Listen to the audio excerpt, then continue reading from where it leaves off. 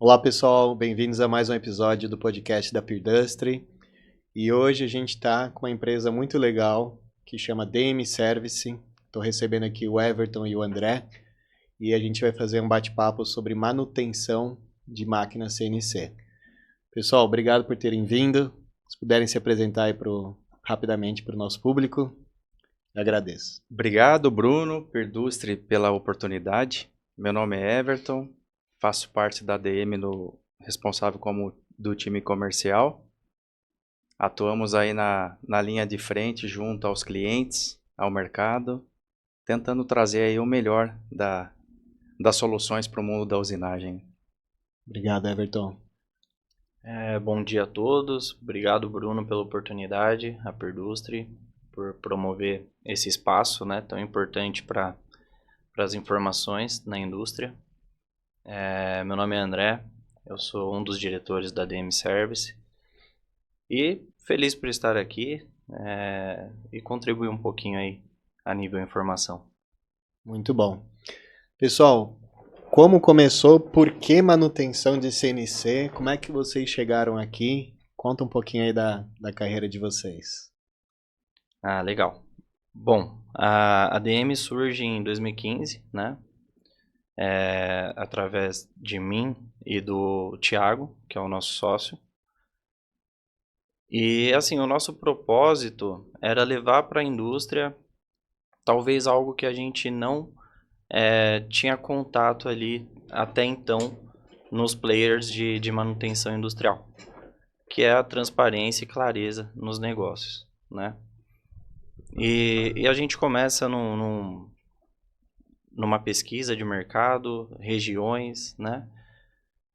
E chegamos em Sorocaba, um polo industrial grande, né? Um polo industrial com potencial bacana, só que nenhum player de manutenção. Então a gente viu ali uma oportunidade dentro da fraqueza que se tinha na região.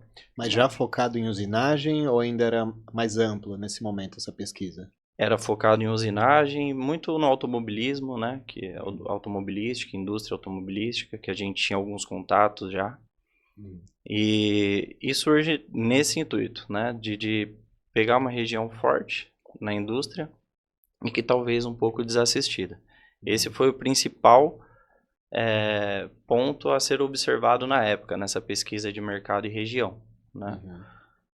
Então, assim, nós somos de Guarulhos, sempre atuamos aqui na região de São Paulo, até essa pesquisa do interior encontrar Sorocaba aí como uma solução.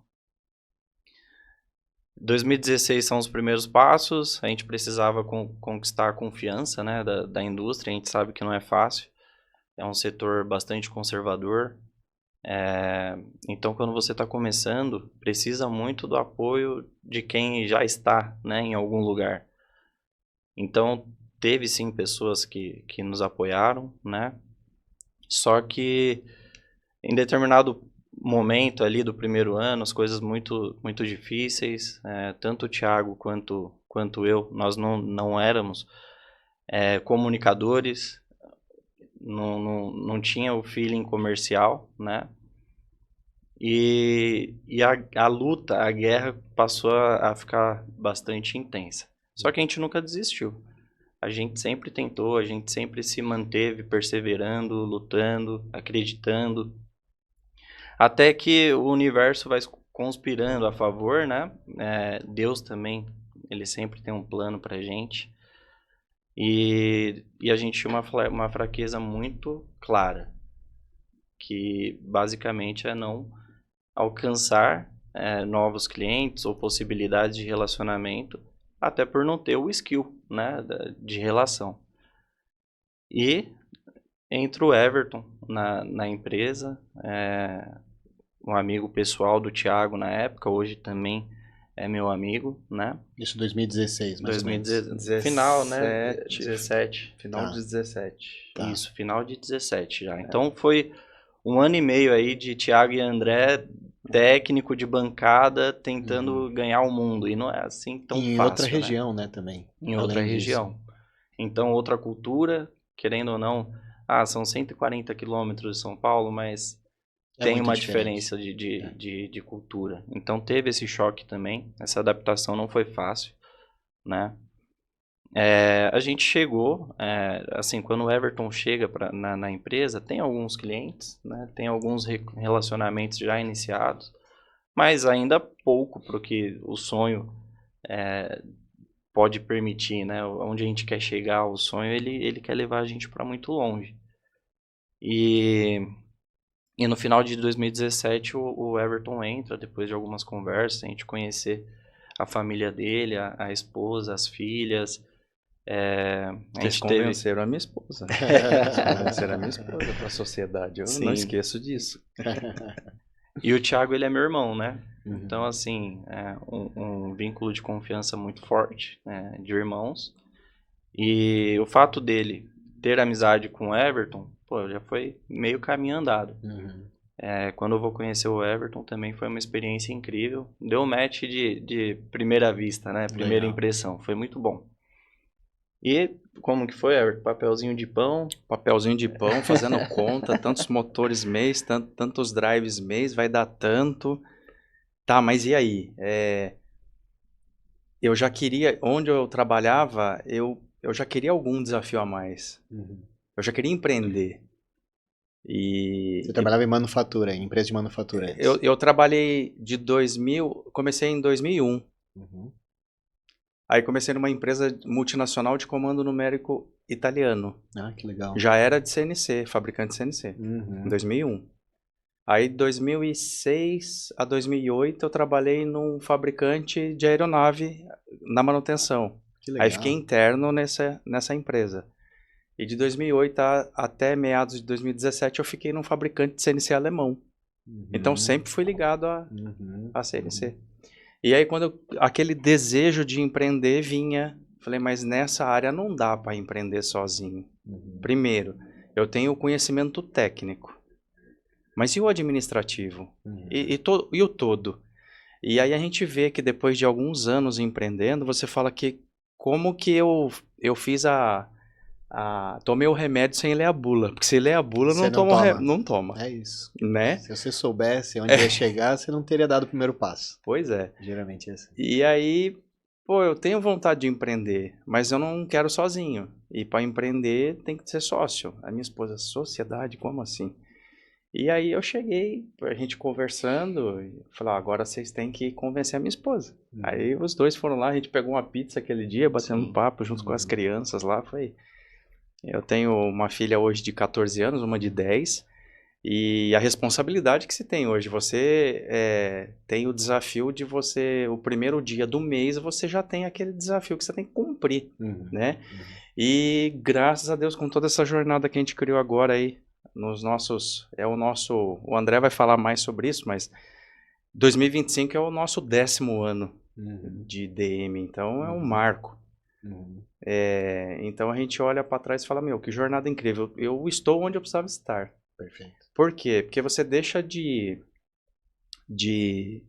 naquele crivo técnico somente. Eu diria que é como andar de bicicleta. A hora que precisar da questão técnica, do apoio técnico, você vai estar pronto ali. Porque você estuda, é desafio diário, Uhum. vai ter aquele momento que você fala, pô, que problema que é esse? Aí discute lá dentro, nossa, é uma empresa muito técnica, né? Uhum. Ó, vê isso, vê aquilo, será que o cara viu isso? E aí você tem que se transportar para a máquina do cliente sem estar lá. Uhum. Uhum. E quem está te ligando, ele tem especialidade em outras questões que é a usinagem, é o processo, mas não de fato a manutenção em si do ativo. Uhum. E ali você fala, como que eu vou servir essa pessoa? E aí você chega à conclusão que você vai tendo maturidade, acho que é natural isso, vai ganhando maturidade empresarial, profissional, pessoal, então nem se fala. Sim, sim. Então você começa a ir num propósito, peraí, eu tô aqui, não tô aqui para vender manutenção, não tô aqui para vender solução, eu tô aqui para servir. Pô, que bonito você falar servir. É igual fala parceria, é uma palavra muito forte, Uhum. né? Você vai ser parceiro de negócio de uma certa empresa, mas são 2 pontos. Primeiro, servir pessoas. Tudo é constituído por pessoas. Se você não gosta de pessoas, você não pode ter negócio. Porque você está falando de colaboradores, você está falando de clientes, e cada um acorda de um jeito. E a hora que você vai para o mundo da psicologia, que você começa a entender e querer entender de pessoas, lendo, você começa a ler. Eu, de alguns anos para cá, eu li poucos livros técnicos, que eu sempre lia livro técnico. Agora são livros humanos, gestão, liderança e tudo mais. E aí, quanto mais você vai passando a jornada, que você entende que você está pronto, eu costumo brincar também que é como o idioma. Pô, começamos a falar, vamos lá, vamos falar inglês. A hora que você vai para um bate-papo com o professor, você vai para uma imersão, eu preciso melhorar isso, melhorar aquilo. Aí você vai lá para fora, a hora que você chega, eu falo, eu não sei nada. Mas como assim? Eu falava inglês lá? Não, é diferente, a banda toca diferente. Você ter abertura, né? Você ter a tua mente aberta para servir o mercado, servir as pessoas a todo momento. Isso que é o legal em empreender, né? Eu acho que a ADM, eu acho que ela traz esse espírito pro mercado. Que problema que você tem? Pô, não é problema. Sabe, Bruno? Problema, eu diria que é uma doença. Se você vai no hospital ali, passar uma manhã lá, uma tarde, aí você vai ver o que é problema. No trabalho, cara, são desafios. Desafios que a gente tem que resolver. Né? E essa troca de informações, essa troca... E aí, quem que vai fazer esse desafio acontecer? Pessoas. No fim. Né? Legal. E assim, então começou lá em 2015, uma pesquisa de mercado, encontraram uma região deficitária em atendimento, iniciou ali a dificuldade de chegar numa região nova e chegar comercialmente, né? Não só saber resolver o problema. Aí entra o Everton também com uma base técnica muito forte. E aí como é que foi assim os primeiros contatos, né? Eu entendi que vocês focaram no mercado automotivo, né? Usinagem, seriada. Como que é a manutenção numa empresa dessas em termos de usinagem? Já existe um contrato com o fabricante ou tem alguma coisa que ele precisa de mais agilidade ou o fabricante ele precisa do apoio de uma empresa, o fabricante CNC, né? Como que é essa realidade para um fabricante de autopeças? Depois a gente vai puxar um pouquinho para o prestador de serviço de usinagem. Não, legal. São alguns perfis de empresa, né? Hoje, por exemplo, quando a gente atua na multinacional, a gente encontra um cenário já de alguns players. Então, você encontra duas, três empresas aí de manutenção. Que não são os fabricantes. Que não são os fabricantes. Tá. Então, assim, as máquinas, elas, na sua totalidade, elas vão dar problema. E as multinacionais, elas precisam de estrutura para que a máquina fique o menor tempo possível parada, né? Então, muitas dessas empresas multinacionais contam com um estoque robusto, tem equipamento para backup, mas nem tudo você consegue substituir, né? Pegar um copo aqui, troca por outro e tomar água, é mais fácil. Na indústria não é tão simples assim, né? Então os equipamentos quebram, como o servomotor, motor spindle, servo drive, o CNC. O que tem de reposição, o downtime da máquina não é tão longo assim. Agora, naquele caso que não tem, entra a ADM. Então a ADM ela tem que ter métodos e processos ágeis para que aquela máquina fique parada o menor tempo possível, inclusive de logística. Então, linkar logística com métodos operacionais e métodos técnicos para que a empresa volte a trabalhar o quanto antes.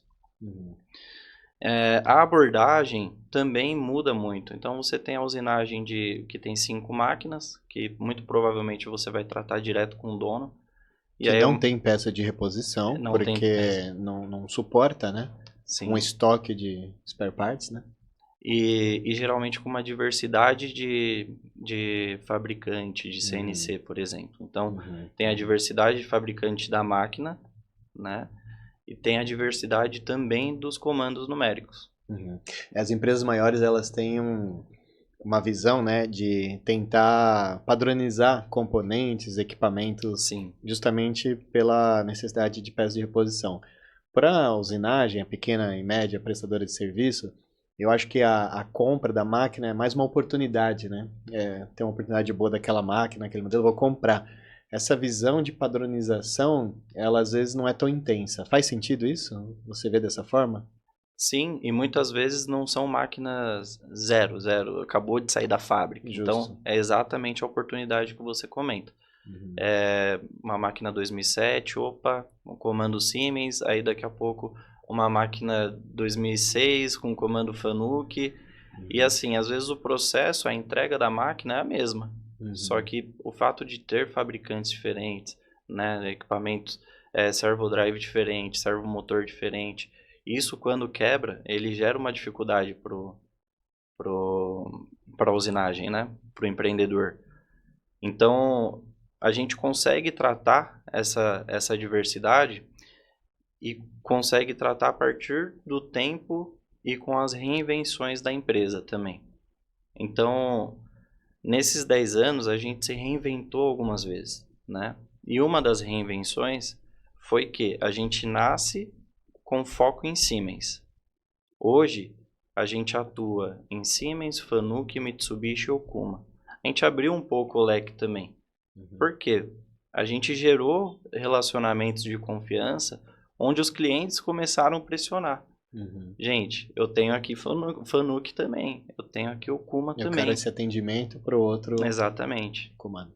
Então, o nosso atendimento, a nossa tratativa, o nosso relacionamento, algo que o Everton trouxe com muita eficiência, né? com muita humanização também. Quando ele fala de cuidar do ser humano, ele está falando internamente do ser humano da DM, mas ele também está falando do cuidado com o ser humano cliente, né? Sendo ele um empreendedor de 5 máquinas ou a multinacional de 2.000 máquinas na planta. Uhum. São todos seres humanos, né? E cada um com uma dor diferente. Uhum. Sendo a dor de tempo ou a dor da falta de equipamento para backup. Uhum. Hoje a DM ela atua também como backup para os clientes, né? Então a gente tem um estoque que é um estoque focado em empréstimo. Olha que legal. Então quebrou o seu equipamento, poxa, tem o diagnóstico.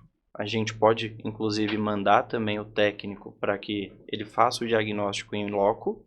Uhum. Feito o diagnóstico, muitas das vezes ele vai até com o equipamento, né? Embaixo do braço. Já troca. Remotamente a gente já trocou algumas figurinhas, pode ser drive ali. Uhum. Já vai com o drive debaixo do braço, instala o equipamento, deixa a máquina funcionando, volta com o equipamento para a nossa estrutura, repara o equipamento e depois devolve. Entendi. Interessante. Então, assim, só voltando um pouquinho, né? A grande empresa tem lá um estoque, tem uma padronização por equipamentos. Ok, a pequena empresa não. E você já oferece como uma experiência de empresa grande, né? Ele pode ter acesso a um estoque Sim. de algumas peças para poder ter uma agilidade maior. Mas vamos voltar um pouquinho, então, e começar lá atrás. Por que as máquinas quebram? Então, ninguém quer máquina parada, ninguém quer máquina quebrada. Máquina é um ativo, na minha percepção, tem que rodar 24 horas por dia, da forma mais eficiente possível. Quando a máquina não está rodando, dinheiro está ficando na mesa. Basicamente isso. Mas, olhando esses dois cenários, né, até para o público, a gente não focar só no prestador de serviço de usinagem, que é o nosso principal público, mas para os outros públicos também de empresas maiores e tudo mais, por que quebra a máquina de usinagem?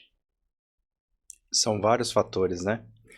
Você pega a questão do tempo do ativo.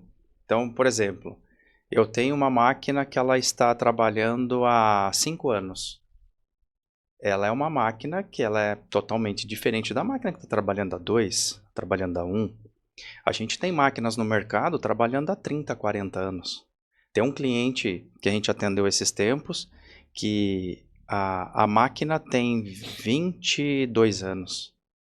E há 22 anos que ele não faz a preventiva, que é a descontaminação dos equipamentos eletrônicos de nenhum componente. A máquina está trabalhando há 20 e poucos anos.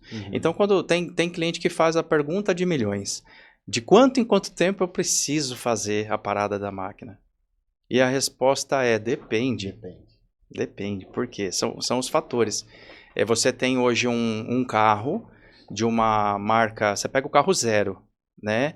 De uma determinada marca, aí você vai pegar igual a ADM está em Sorocaba, vem a São Paulo, Castelo Branco, todos os dias, é diferente de você pegar a estrada de Biritiba Mirim, ali na nascente do Tietê, que pega a estrada de terra. Sim. E a mesma marca de carro, ele vai ter o consumo bem diferente, seja de peças e componentes e estrutural do carro. A máquina é a mesma coisa, então, qual é o ambiente que ela está instalada? Qual que é o tipo de material que ela usina? Qual que é o processo da máquina? Então, quando a gente vai nessa linha do todo, quando a ADM fala que ela olha, a solução é bem isso. Poxa, a Pirdustre está fazendo a interface entre o fabricante de máquina com a usinagem. Aquela usinagem que vai fazer o trabalho para o fabricante da máquina. Como que ele está cuidando do ativo dele? Né? Como que é a instalação daquela máquina? Está num plano de preventiva? Porque é outra coisa que no mercado também fica muito confuso. A preventiva, da preditiva, da prescritiva e o que a gente trabalha muito, que é a corretiva. Então, a gente tenta, e a gente não vai parar, a gente vai acelerar cada vez mais. Por quê? Porque o mercado está mudando, as gerações estão se alterando. É natural, são ciclos, né? E como que essa geração que está chegando, ela vai olhar para esse ativo? Porque, de fato, é o principal componente que faz tudo funcionar dentro da indústria. É o ativo industrial, para ele produzir o que ele quer. Né? Então, qual que é o plano preventivo daquele cliente? O fabricante da máquina entrega um plano de preventiva. Padrão. Padrão, tudo certo. Como que eu customizo ele para a minha realidade? Porque uma coisa é a máquina nova. Vai ter, inclusive, o tempo de garantia daquele ativo. Depois que acabou a garantia, é o próprio fabricante que atua? Então, voltando um pouco no que você falou, né? Como que o fabricante vê a manutenção? Muitas das vezes, o fabricante, o foco dele é o produto. Ele tem que vender o produto. A matriz dele lá na Europa, a matriz lá no Japão, eu falei, meu amigo, eu preciso que venda produto. Estou fabricando produto, tem que vender. Serviço, você tem que criar soluções tropicalizadas para ser um pós-venda forte para eu vender novamente o meu produto. Então, muitas das vezes, tem fabricante que tem o próprio laboratório. Só que o que acontece? E às vezes é o acesso. Pelo tamanho da empresa, pela burocracia que tem que ter essa burocracia para controle. E aí, muitas das vezes, abre nós temos abertura nesse ponto. Porque o dinamismo é muito forte. Né? Quando você pega uma empresa de grande porte, que ela tem inclusive o setor de manutenção e tem estoque próprio, ela tem um tempo de resposta que pode ser um pouco mais lento até. Porque ela já fez a contenção, fala, eu estou com um problema tal, você coleta para mim esse equipamento, mas a máquina minha está rodando.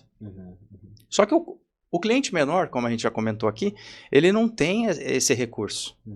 O assets, você ter coisas no estoque, isso custa muito. E nem faz sentido.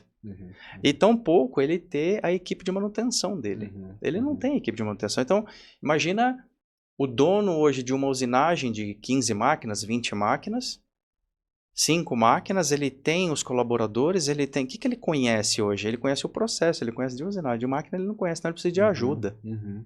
E aí quando... É muito... É uma sensação muito boa quando alguém te fala do outro lado. Deixa comigo que eu vou te ajudar. Sim. Até vou voltar um pouquinho. Você estava falando da preventiva, né?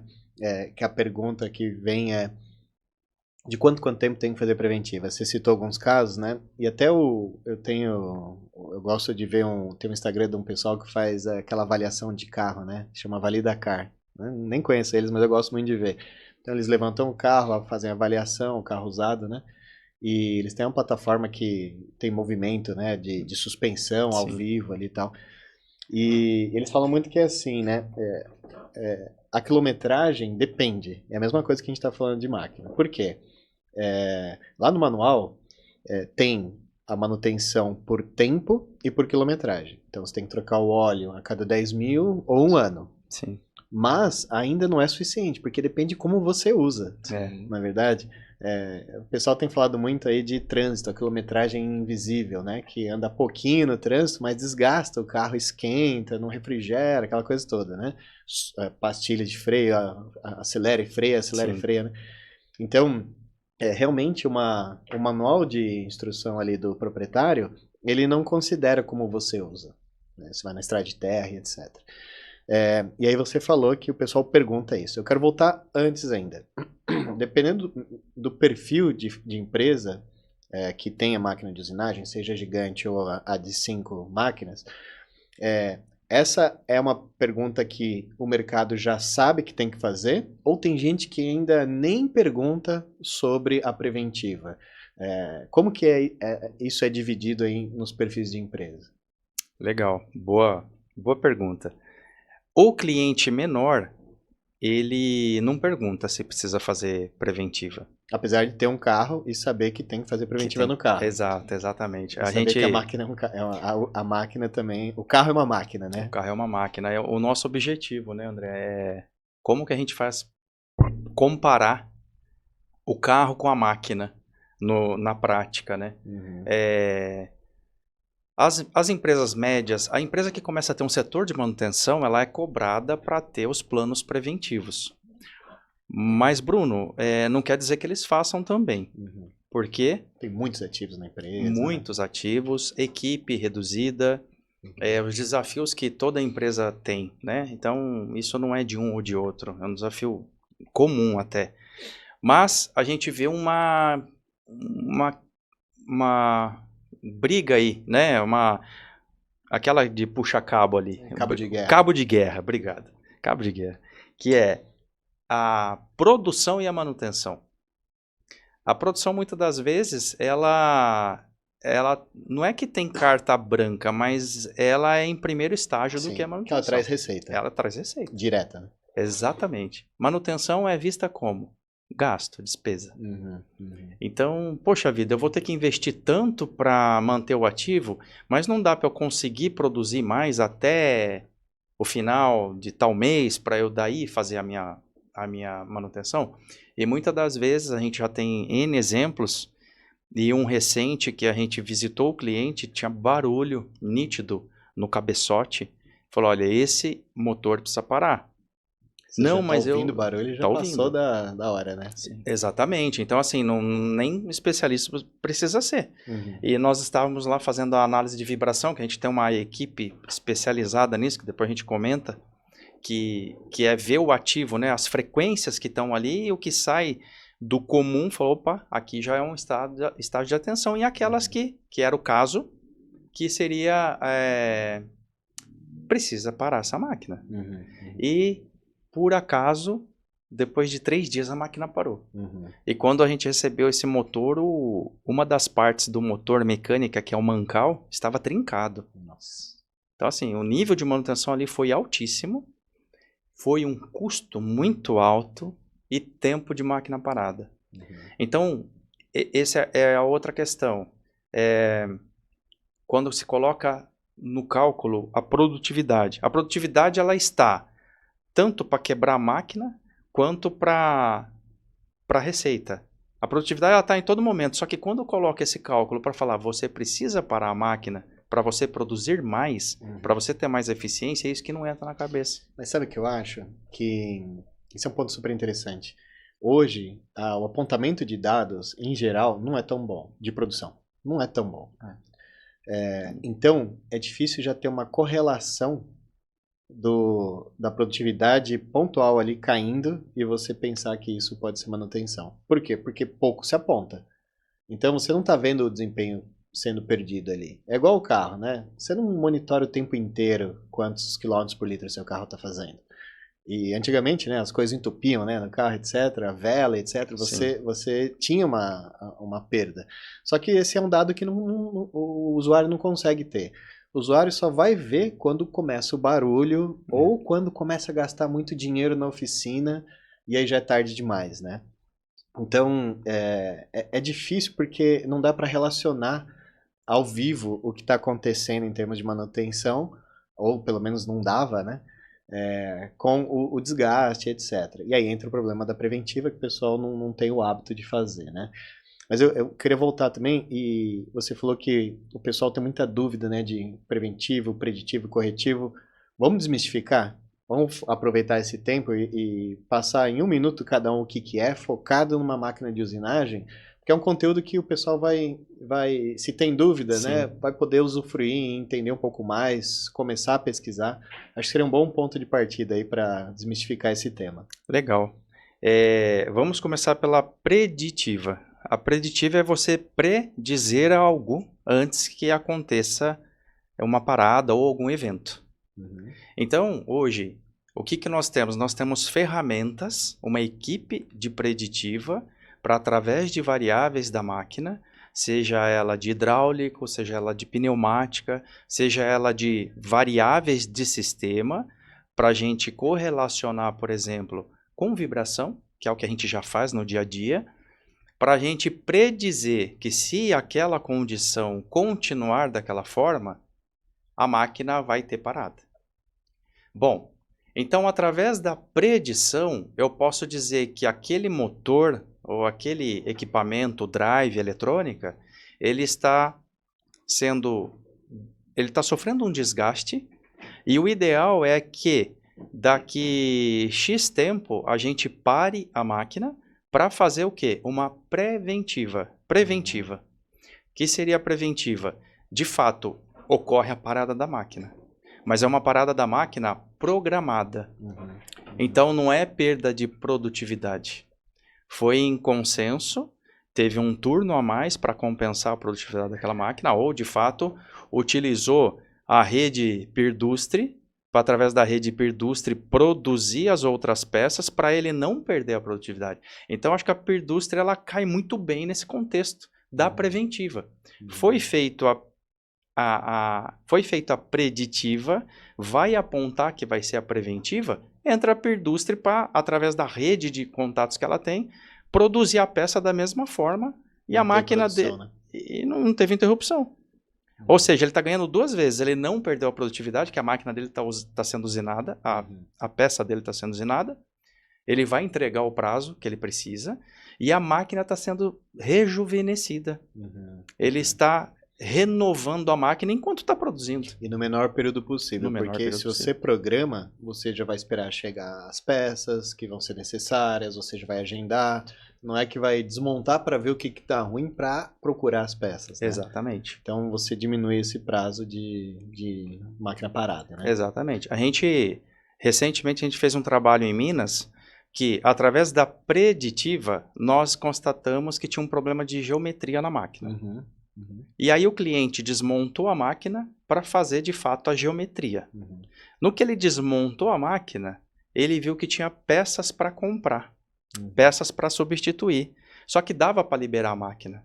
Então, através da preditiva, ele foi para uma preventiva, no que ele tirou as proteções da máquina. Nossa, isso aqui está com desgaste que eu preciso também trocar. E aí ele fez uma segunda programação de parada para trocar as peças. Para quê? Tudo isso para não virar corretiva. O que seria corretiva? Parou agora a máquina, eu preciso de ajuda. Você não planejou nada. Você fazendo a preditiva e fazendo a preventiva, a máquina não vai parar mais? É utopia dizer isso. Sim, sim. Mas que você vai diminuir muito, você vai. Estudos, você diminui no mínimo 30%. A questão de parada de máquina, isso é muita coisa, você jogar aí a hora da máquina usinando. Então, essa seria basicamente as 3. Eu falei um pouquinho das diferenças e pondo alguns exemplos, né? Não sei se ficou. Ficou claro. Existe preventiva sem preditiva? É aquela preventiva que você já agenda e você faz independente da preditiva? Existe. Existe que O próprio fabricante orienta isso, né? Perfeito. Você tem as horas de máquina, a cada tantas horas de usinagem, você tem lá um relógio ou alguma coisa que indica no painel, e ali você faz a parada dela, que não deixa de ser planejada, se você seguir aquilo, e vira preventiva de fato, sem ter feito uma preditiva antes. Legal. E o que vocês veem assim no dia a dia, né? Vocês conhecem muitas empresas. Pensando na pequena e média usinagem, como é hoje e como vocês acham que poderia ser para eles terem um maior desempenho, um menor tempo de máquina parada e menor custo de corretiva, né? Mais ou menos assim, hoje, em geral, o pessoal não avalia isso aqui não acontece, e acontece isso. O ideal seria se tivesse isso, isso e isso. Como que vocês podem trazer 2 cenários para pequena e média usinagem, para cada um até se enxergar, olha, eu estou mais nesse e eu posso caminhar nesse, ou eu já estou nesse, então eu estou num caminho legal de eficiência. Eu acho que é muito linkado com o que você falou da usabilidade. A forma que você usa o equipamento. E uma forma também de você ter uma saúde de produção barra máquina são as boas práticas, né?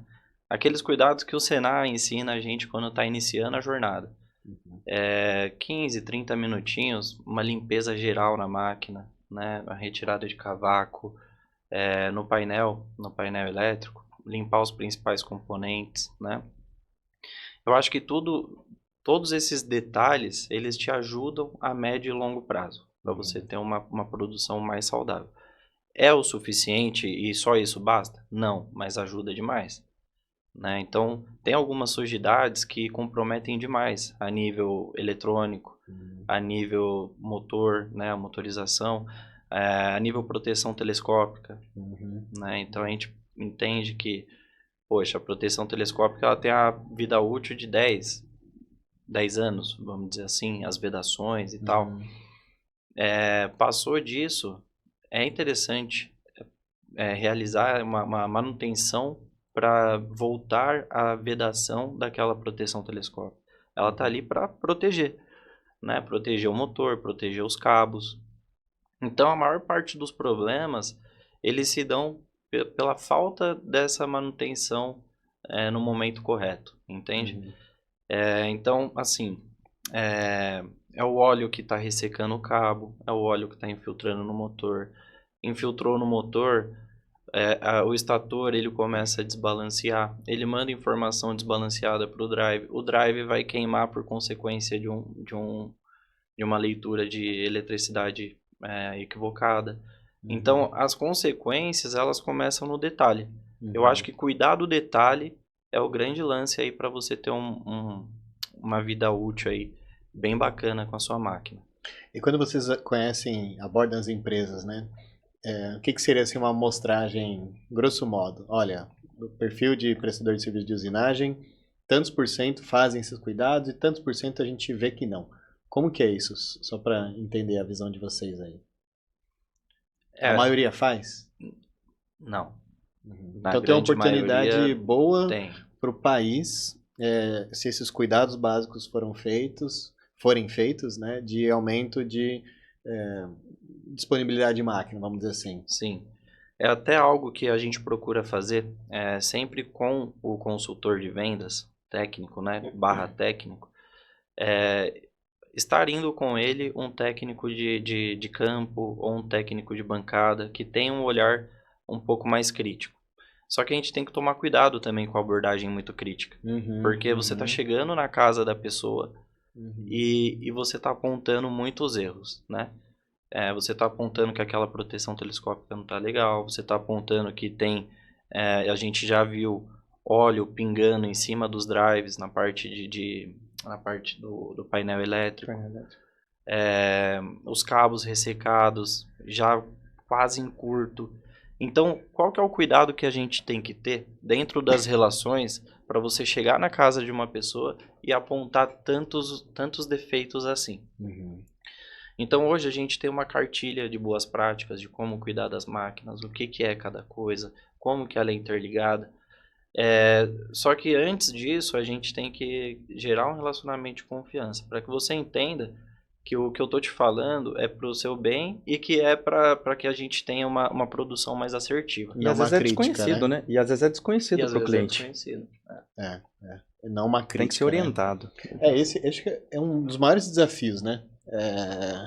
Conseguir transpor essa barreira da crítica do ponto de vista construtivo, né? Sim. E a pessoa não entender isso como uma crítica pessoal.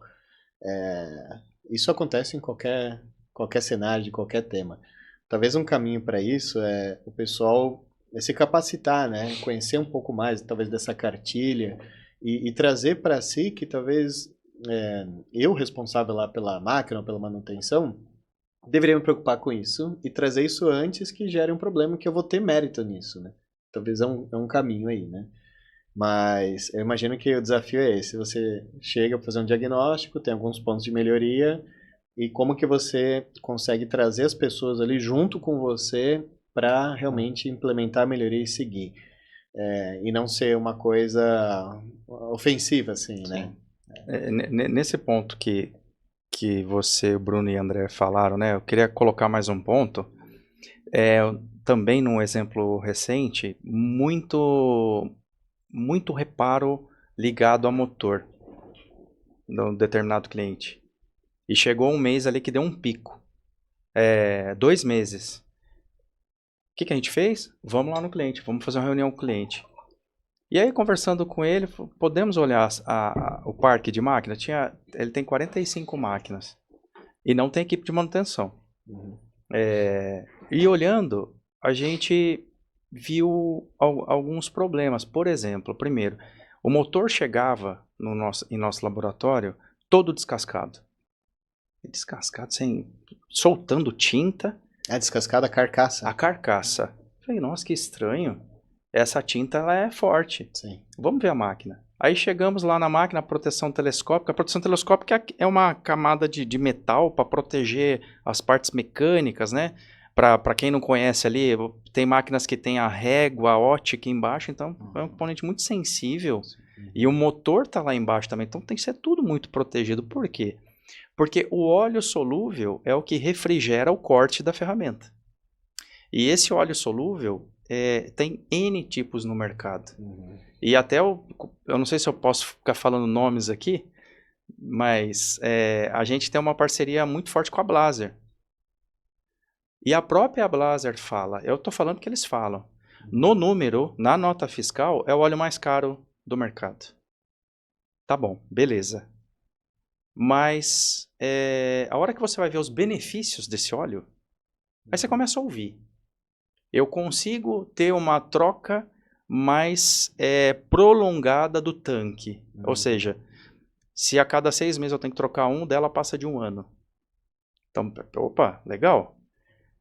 Eu consigo ter um insumo, eu consigo economizar em insumo de pastilha de ferramenta.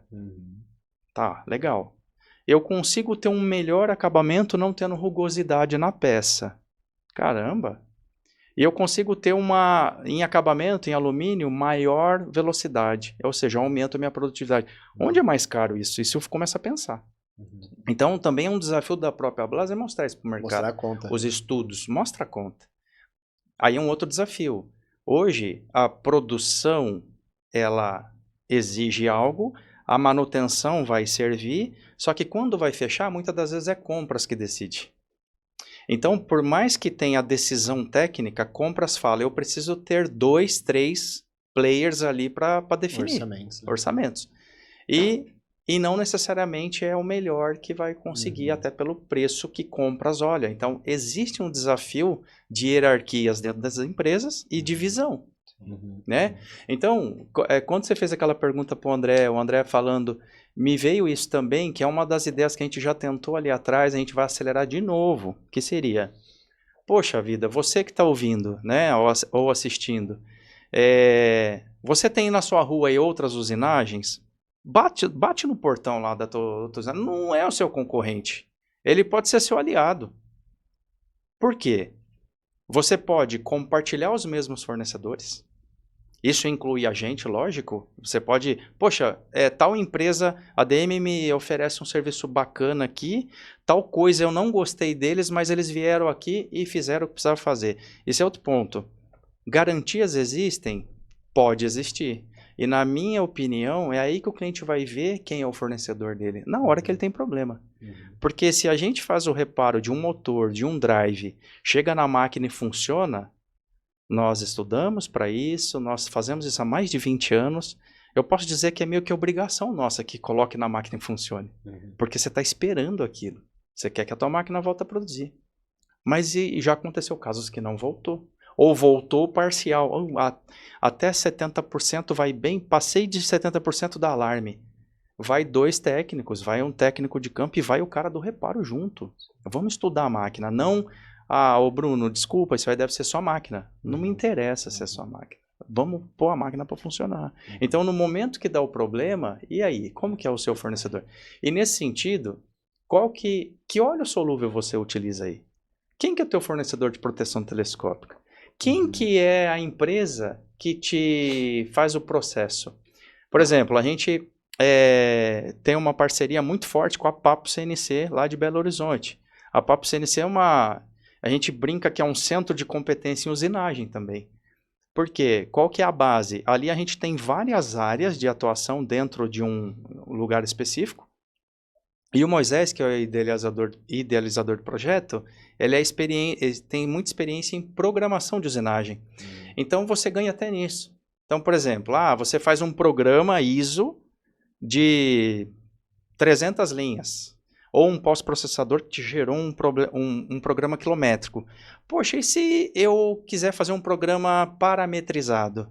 Que eu coloco as variáveis e chamo aquela variável para ler toda hora num cálculo matemático. Às vezes você vai fazer um programa de 8 linhas. Então você ganha também tempo de preset, de processo. Então, como que você faz isso? Essas boas práticas, eu também acho que aquela comunidade local ela pode trocar informações. Sem dúvida. Sem dúvida. Os encontros que se faz, que a gente pode promover isso. Encontros de usinagem, encontros de fabricante, encontro de boas práticas da manutenção, e a gente pode trazer quem a gente confia também junto para isso, para ter essa solução. E isso, se o dono da usinagem de 5 máquinas, 3 máquinas, 10 máquinas, começar a olhar com carinho, ele vai ver que, peraí, agora eu vou me preocupar realmente só para entregar minha peça usinada para o meu cliente. E eu não vou precisar, de fato, preocupar com o meu ativo. Porque tem quem faça. Nós já fizemos alguns testes na região de Bauru, região de Rio Preto, para ter um pool de clientes, para falar qual é a base instalada daqueles clientes. Eu não estou falando de um cliente, estou falando de 15, 20 empresas. E aí pode ser que a gente chegue num estoque ideal para aquela região. Para você ter peça de reposição para aquele grupo. Só que aquele grupo tem que ser unido. Sim, sim. Um ponto que você trouxe aqui foi o custo total de aquisição, né?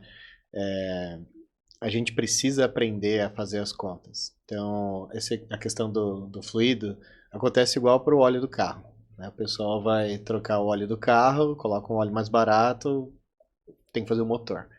Tem vários casos, né, de carros icônicos que acontece isso. Então, assim, na hora ali, escolhe o óleo mais barato sem ver a conta de fazer uma retífica do motor. E eu acho que esse é um problema, você falou quando vai para o setor de compra das empresas maiores, né? Mas até as menores, é difícil a pessoa, né, o dono, né, ter condição de fazer essa conta inteira. E a gente vê isso muito também no nosso caso, né? Quando a gente está fornecendo peça usinada, né, para um cliente, ele às vezes pega o preço histórico e traz lá, essa peça eu pago R$500. Tá bom, mas você pagou R$500 e chegou, ou você pagou 500 e gastou 5 mil para chegar até aqui? E sabe o que acontece? Não tem o registro. Não existe esse registro. Por quê? O caminhão que ele usou para levar para um, para outro, tirar matéria-prima e tal é dele, então tá lá no custo geral. O tempo do cara do follow-up também ele não vê. O tempo que a máquina ficou parada por causa dessa peça ele não vê. Então, a gente tem um sério problema de olhar o todo no custo total de aquisição, né, ou o custo total de venda. E E a gente precisa superar isso, porque a questão da manutenção é muito sobre isso, né? Você vai investir alguma coisa hoje e amanhã você vai ter um benefício. O fluido de corte que você falou. Você vai comprar um mais caro, mas vai resolver. Ferramenta, mesma coisa.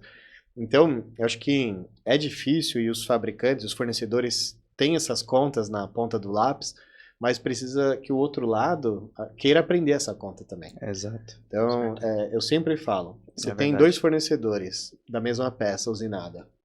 Um cobra 1.000 e outro 2.000. Qual que é o mais barato?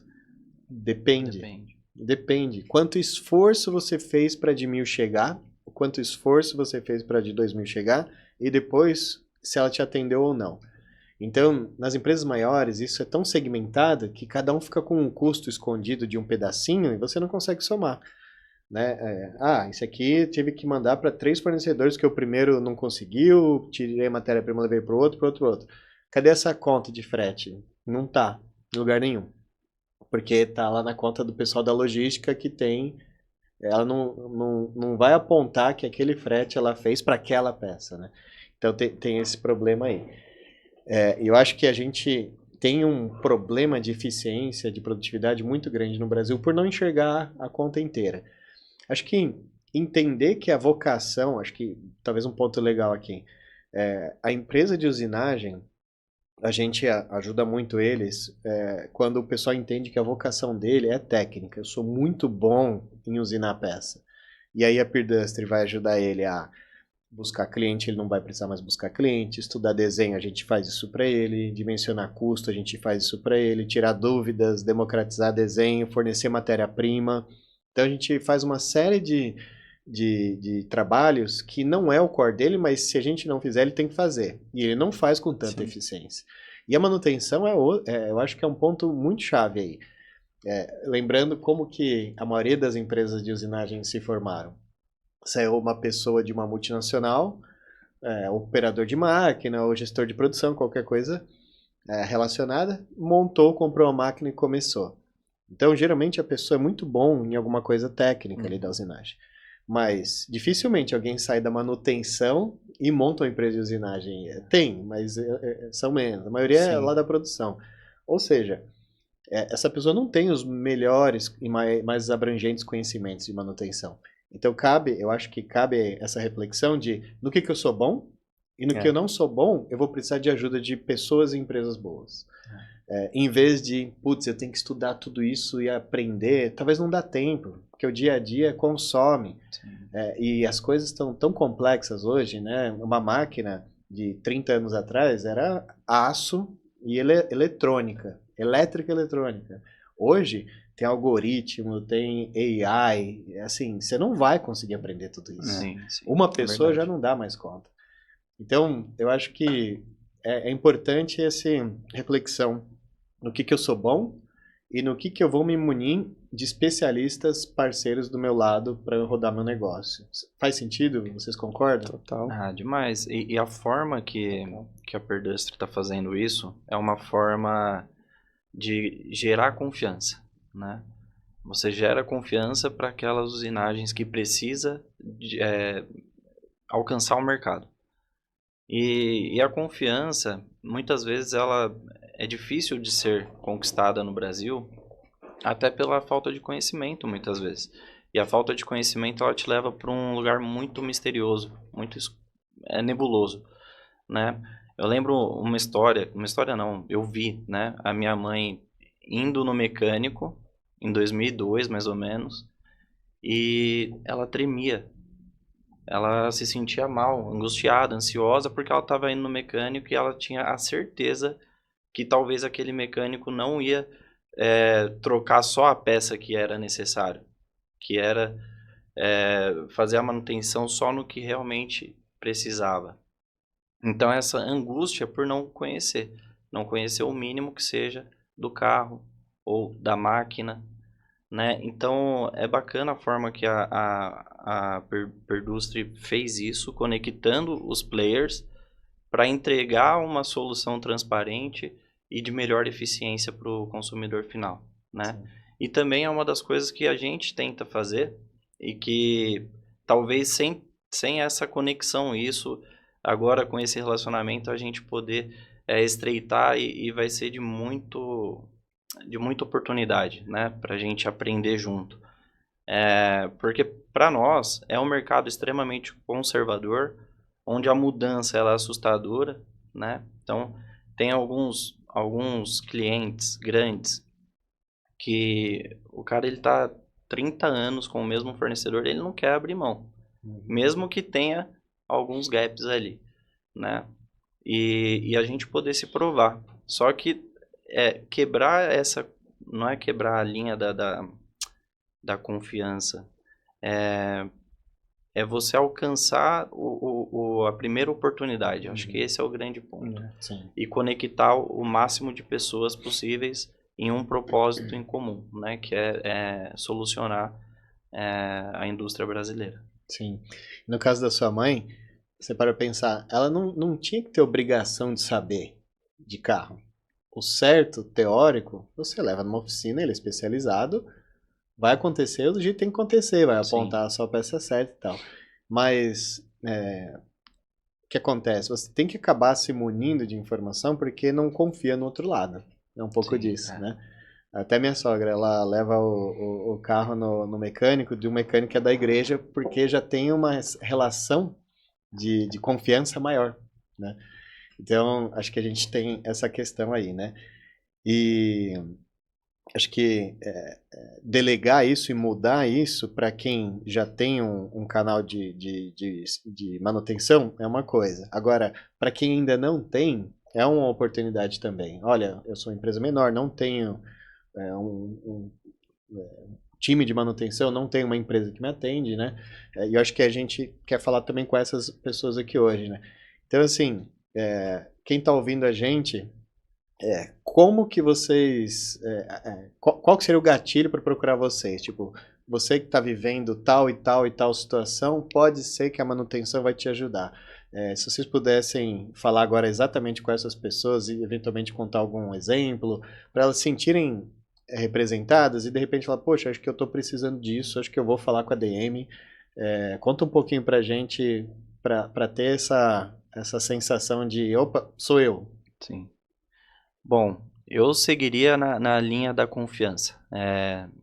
Com a ADM você vai estar contando com uma empresa transparente e que as portas estão realmente abertas. O nosso diagnóstico ele é claro, ele é limpo. Se você enviar um equipamento para nós, esse equipamento ele vai passar por um processo de diagnóstico, mesmo que tenha um apontamento de defeito. Então, a gente tem um alarme de encoder no CNC. A gente não vai olhar só o encoder, a gente vai olhar todos os periféricos, todas as peças daquele motor e, através do relatório e registros de imagem, a gente vai comprovar o que está bom e o que está ruim. E mesmo assim, a porta está aberta para acompanhar os processos, para entender o que está sendo feito, né? Vai estar contando com uma empresa também que é comprometida com a qualidade, com a entrega e com a solução. Que nem o Everton falou, tem diversos casos, inclusive tem um de Minas agora, que o equipamento ele gera alarme de corrente, só que o nosso cliente ele não podia parar a máquina. Então ele parou de forma emergencial, né?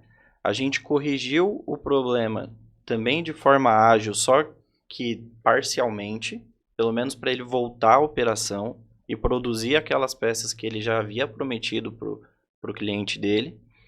E aí sim programar a parada para que a gente possa realizar o rebobinamento do equipamento, que é um serviço mais artesanal, mais moroso. Só que a gente tem esse método de pensar no cliente também. Pensar no que o cliente tem como promessa, porque hoje a palavra ela ainda importa. Né? Então, a partir do momento que você tem a palavra, você tem o contrato, o cliente ele tem lá a produção que ele precisa entregar. E a gente consegue hoje criar planos para que ele entregue a produção mesmo a nível corretiva. Então, o ponto a gente vai ajudar a pensar numa solução através do diálogo. O diálogo é muito importante. E a gente busca esse diálogo com o cliente. entender qual que é o cenário.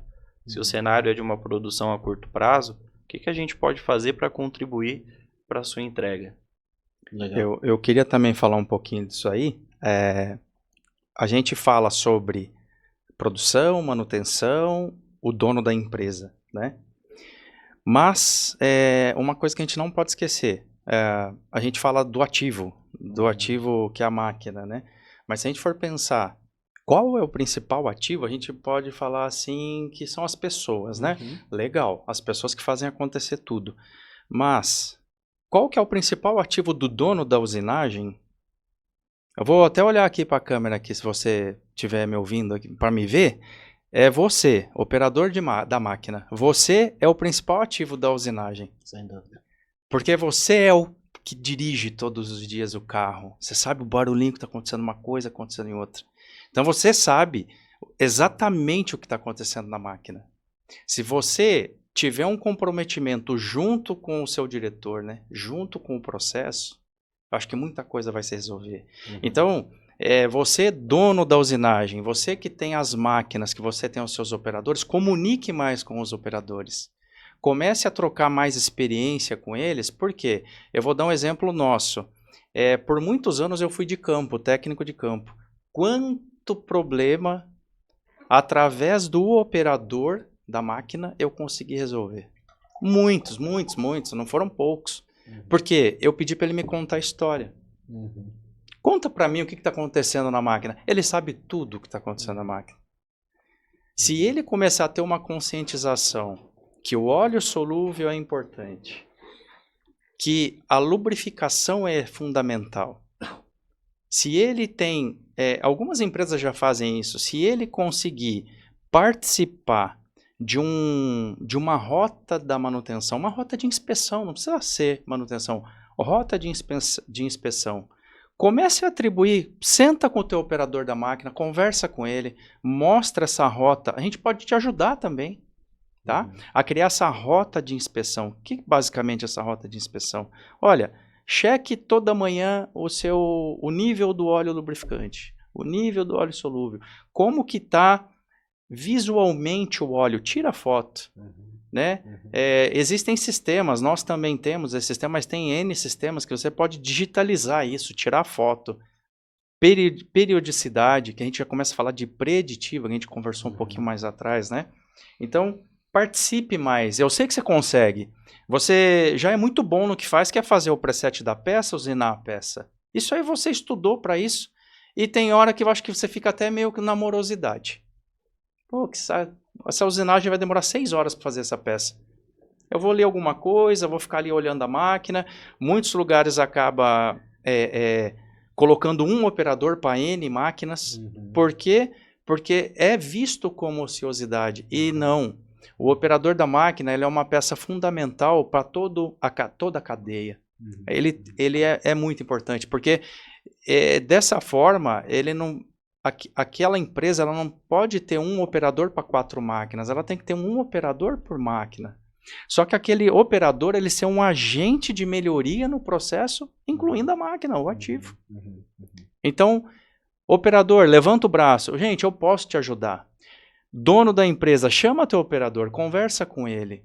Por quê? Você, como dono da empresa, você já tem a sua empresa, então você fez algo para isso. Você tem a sua especialidade, você estudou. Precificação, né? Será que você não consegue ter uma melhoria da sua precificação? Né? A gente pode ajudar nisso também, né? Junto à própria solução Pirdustre, como que você pode acessar, conversar com a Pirdustre, como que eu posso melhorar a minha competitividade no mercado? Sendo do que você pegar o carro e buscar a empresa para você buscar a peça, pôr no porta-malha e usinar. A Pirdustre vai fazer isso para você. A gente brinca que é o Uber, né? A solução Uber. Então, é isso que eu queria deixar aqui. O operador da máquina é muito importante em todo esse processo. Sem dúvida, sem dúvida. E tem culturas, as culturas orientais são mais assim, né? Da visão geral, né? Do operador ajudando a entender como está o ativo e tudo mais, né? E eu queria fazer umas perguntas rápidas agora para vocês. Qual é o problema que vocês mais veem em máquina de usinagem, assim, o mais recorrente? Curiosidade mesmo. Bom, um que a gente tem visto muito recentemente, com muita frequência, é a qualidade do óleo, o óleo solúvel. A gente tem visto aí em algumas aplicações onde, cara, vou falar uma palavra bem extrema que corrói o equipamento, né? Gera uma Temperatura, né? A instalação do galpão, a instalação do galpão. que aí tem que abrir a porta do armário elétrico para ventilar e vem toda aquela névoa, vem Então a causa impregnar. raiz é usar o óleo não apropriado, gera isso, vocês estão falando. Entendi. E por que se usa óleo não apropriado? Falta de conhecimento ou falta de aplicar? Qual que é a ideia? Basicamente, a economia a curto prazo. Ah, tá. É aquilo que a gente falou agora. Exatamente. André, aquele exemplo do Espírito Santo, do Torsite, aquilo ali foi óleo. Foi óleo. O problemão que deu na máquina. No fim, a mecânica. O óleo de má qualidade atacou a mecânica, teve que retificar barramento, retificar a mesa. Nossa, foi um tempo de máquina parada ali. E energia elétrica é um problema? Qualidade ruim da energia elétrica ou isso não é um problema em usinagem tão relevante? Também tem.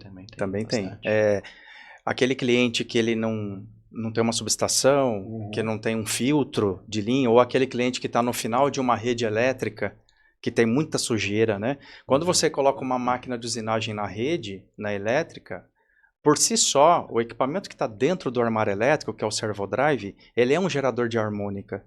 Aí entra uma questão muito técnica, né? Você tem harmônica, e para quem é muito eletrônico, né? Você tem a quinta, sétima, 11ª harmônica, elas são sujeiras na rede, ou seja, o próprio servodrive, ele cria isso.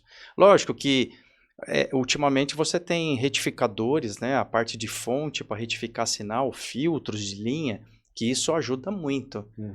Mas você tem que ter uma instalação muito bem feita. Aterramento também. Aterramento é muito complexo, né? Dependendo da nova instalação, o solo, distanciamento entre as hastes, a qualidade do solo, quais os níveis e o solo, como que ele está sendo feito, ele tem umidade ou não tem. Muitas das vezes tem que utilizar o terrômetro para analisar, não o multímetro em si, né? Então, quando a gente começa a pegar alguns problemas que são recorrentes, ou aquele problema que é aleatório, né? É intermitente. Pode ser energia elétrica. Pode ser, incluindo energia elétrica. Sim. Recentemente, a gente foi num cliente aqui no início de Minas, na divisa, que ele tem um problema de instalação do galpão como um todo. Ele não tem uma exaustão eficiente da troca de calor no galpão. Ou seja, ele começa a abrir as portas dos armários elétricos. E aí começa a N problemas. Por falta de controle de temperatura, deixar o armário aberto e aí vai... Exato. Consequência. E tem uma questão climática também, né? Então, muitas das máquinas, elas são importadas. Então, vem da Alemanha, vem da França, enfim. E são países um pouco mais gelados do que aqui o Brasil, né? O Brasil é um país tropical e tal. Então, é importante esse investimento a nível estrutura, para que você tenha uma temperatura, no mínimo, controlada, né? Não que seja 23 graus ou 20 graus, mas no mínimo controlada. Porque a máquina, ela sofre muito com excesso de temperatura. Então, desculpa cortar, Everton. Não. 3 casos principais aí. A parte elétrica é aterramento, a questão do fluido de corte e a questão de condições ambientais, assim, temperatura. Essas são 3 principais causas raízes aí, pelo que vocês estão falando. Sim. Nesse caso do galpão, que a gente foi olhar, que muito atendimento, a gente foi num olhar, foi até a nossa equipe da consultoria, que a gente tem uma equipe só para consultoria de manutenção, que eles não olham o ativo em si, mas o todo, né? Incluindo a parte da gestão do cliente mesmo, o ERP, os dados que vêm, a gente compila tudo, e aí começam as discussões, se está sendo apontado ou não corretamente. E aí, nesse caso, foi levantado também as luminárias do cliente. A gente viu a discrepância de temperatura de uma luminária incandescente da LED. Nossa. É absurdo. E tinham várias condensadoras de ar split condicionado do lado de dentro do galpão, jogando ar quente dentro do galpão. E a hora que a gente foi para o mundo vibração, que a gente foi fazer a coleta de dados dos motores, tinham motores que estavam sem a capa do ventilador. Tinha motores que não tinha mais o ventilador. E aquilo ali vai gerando calor. E aquele motor é de onde? Era de um sistema de lubrificação da máquina. Então ele não estava tendo eficiência, não estava conseguindo lubrificar corretamente os barramentos.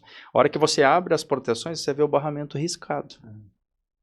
Então, quando vocês falaram lá, você e o André lá atrás, em algum momento vocês falaram causas básicas. É tudo muito simples, a causa dos problemas. Você vê um armário elétrico aberto. Ah, não, vamos fechar. Não adianta fechar, vai ter problema. Aí tem Você que vai ver causa raiz da raiz, né? Exato. Legal. É simples, mas o cliente precisa de ajuda. Porque Sim. ele é cobrado, ele é pressionado, ele é objetivo e o elefantão tá passando atrás ali. Elefantão que eu falo porque não tem como não ver, mas não sei ver. Sim, sim. E o imediatismo, né? Tudo isso a gente consegue resumir com essa palavra, imediatismo. Visão Então, de longo prazo, custo total. se tá faltando um ventilador ali, alguém foi imediatista. Eu preciso colocar a máquina para rodar e não importa o que eu tenha que fazer para isso. Se eu tiver que inibir o ventilador a nível software, eu vou inibir. Sim. Programa, né? Então, assim, essas soluções que se tem, que são ajustes técnicos, não vamos chamar de gambiarra, né? Elas podem afetar e muito a produção e a continuidade da máquina. Legal, muito bom. Bom, a gente vai para o fechamento. Para quem não conhece a Peerdustry ainda, se você terceiriza a usinagem ou precisa terceirizar a usinagem de baixo volume e ainda usa o meio tradicional, e-mail e telefone, venha conhecer a nossa solução, uma solução digital que automatiza aí grande parte dos processos. Se você fornece usinagem, tem uma pequena ou média empresa de usinagem e também vive ainda na era mais analógica, né? Buscar cliente, telefone, e-mail, também conheça a nossa solução aqui para te ajudar para trazer serviços para você. E aí eu queria ouvir vocês falarem para o pessoal como que chega até a DM Service, como é que alguém que está ouvindo a gente pode falar, pô, quero entrar em contato, quero saber como que funciona, qual que é o melhor canal para chegar até vocês? Bom, hoje os principais canais para acessar a DM Service é o site, as redes sociais, o Instagram, que é DM Service CNC, né? @DM Service CNC. O LinkedIn é uma plataforma que a gente olha bastante também, né? Que também é DM Service, retrofit em máquinas.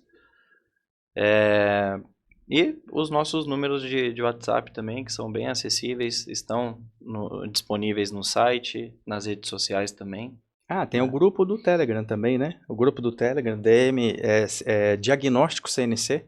É um grupo do Telegram, tem bastante técnicos lá do mercado, inclusive. É um acervo muito bacana lá de informações, manuais, muito voltado ao público da manutenção, né? Sim. Técnicos. E o nosso portfólio, né? A gente foi falando aqui, tanta solução que além do reparo, né? Que é a parte do motor, do drive, da IHM que o operador trabalha, a gente pode ajudar na questão de treinamentos, né? A parte de programação, a parte de máquina, a parte da consultoria é ampla, é uma equipe dedicada a isso, que analisa seus dados. Se você não tem um ERP, você controla no Excel, a gente vai analisar o seu Excel, vai propor novas ferramentas, vai propor uma facilidade, buscando a digitalização, buscando a velocidade com que a tomada de decisão seja fácil. Porque você já tem o seu dia a dia conturbado, um monte de coisa para fazer. Qual que é a decisão a buscar? Isso a gente pode criar dashboard para você, para facilitar essa melhor decisão. Maravilha. Eu queria aproveitar o espaço aqui, se você me permite, claro, para anunciar que a gente está reformulando a marca, né? Aqui o novo logo.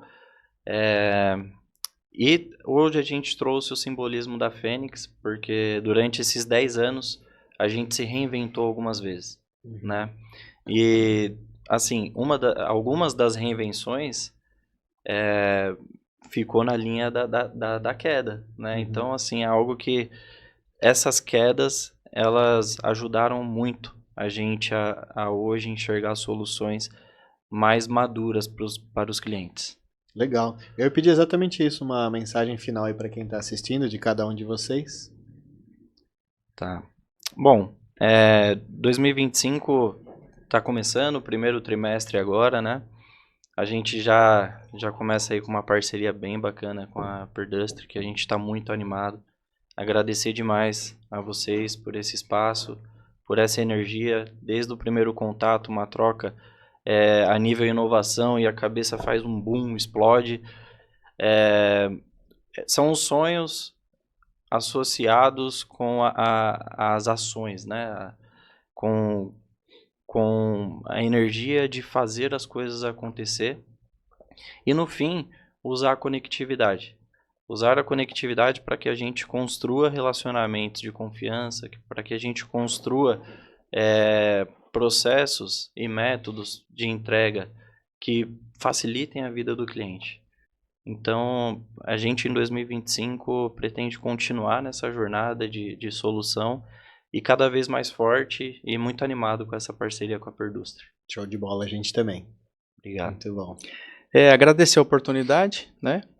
Tá aqui junto com a Perdustre. E a você que nos assiste ou nos ouça nas plataformas, tá aí no carro, Spotify, YouTube para assistir. Investir esse tempo, né? Isso pra gente é muito gratificante e você saber que nós gostamos do que fazemos, gostamos de servir, gostamos de trabalhar, mas acima de tudo, trazer uma solução e você ouvir. Deixa com a DM, deixa com a gente que a gente vai te ajudar. É isso aí. Maravilha, pessoal. Obrigado. Até o próximo episódio. Fique com a gente aí.